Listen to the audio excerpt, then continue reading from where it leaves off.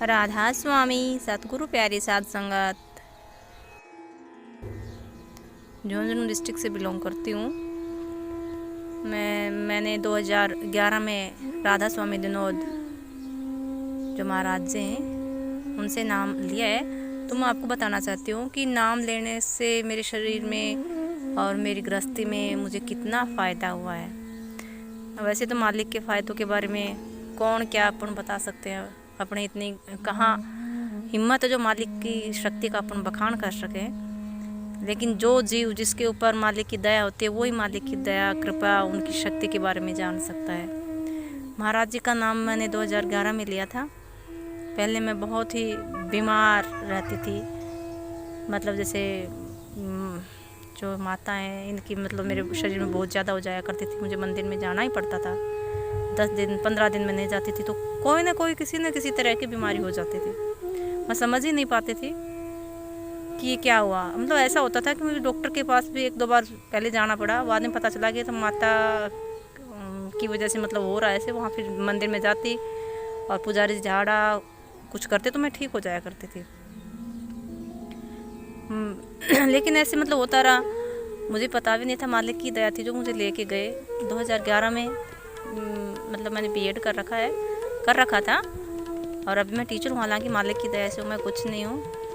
अपने दम पे मैं कुछ नहीं कर पा सकती थी, मुझे पता है। तो मैं आपको बताना चाहती हूँ कि मतलब मुझे भी ये टेट का एग्ज़ाम देना था और थिरपाली आश्रम में महाराज जी आए हुए थे। तो मुझे किसी ने नहीं बताया था। हालांकि मैं खुद दवाई लेने के लिए और अपना फॉर्म अप्लाई करने के लिए चढ़ावा गई थी। वहीं पे मैंने देखा गाड़ी के ऊपर नाम लिखा था कि राधा स्वामी महाराज जी ऐसे थिरपाली आश्रम में आने वाले हैं। हालांकि मैं उनकी शक्ति के बारे में कुछ नहीं जानती थी, लेकिन मैं अंदर से इतनी परेशान रहती थी, किसी को पता नहीं था। घर वाले नहीं मानते थे कि मैं बीमार रहती हूँ, लेकिन मैं ही जानती थी। मेरी इतनी मतलब अंदर ही अंदर इतनी घुटन सी इस तरह का थकावट रहती थी शरीर में। मैं कुछ कर भी नहीं पाती, चाहती थी कि मैं बहुत कुछ करूँ, लेकिन मैं सामर्थ्यवान नहीं होती थी उस चीज़ में करने में। मतलब ना ही घर का इतना काम हो पाता था मेरे से। बस पढ़ती थी तो थोड़ा पढ़ाई की, थोड़ा बच्चों का केयर किया और फिर थकावट हो जाया करती थी। तो जैसे मेरे मालिक की जो मैं तो मानती हूँ उनकी दया थी, मुझे लेके गए। देखा मैंने वहाँ पे और महाराज जी 10-11 बजे पहुँचे। तब तक मतलब लास्ट में मैंने महाराज का प्रवचन सुना। फिर नाम दान की जो पर्ची भी नहीं बनवाई और मालिक ने ऐसे 60-70 जने थे उस टाइम पे। हम 2011 में अप्रैल, मुझे अभी भी याद है कि मेरा वास्तव में पुनर्जन्म हुआ है 17 अप्रैल 2011 को नामदान मतलब लिया था। तो उसके बाद में मेरे को कोई भी मतलब फिर भी मुझे थोड़ी थोड़ी जैसे मैं ज़्यादा बैठती नहीं थी ध्यान में। माता का कभी हो जाया करता था कभी कभार। फिर मुझे मेरी मौसी ने बताया जो इशारत हैं कि आप दिनोद आश्रम में जाओ, महाराज के दर्शन क्या करो कि कभी कभार जाके। फिर मैं जैसे दर्शन करने लगी और थोड़ा ध्यान में भी बैठने लगी।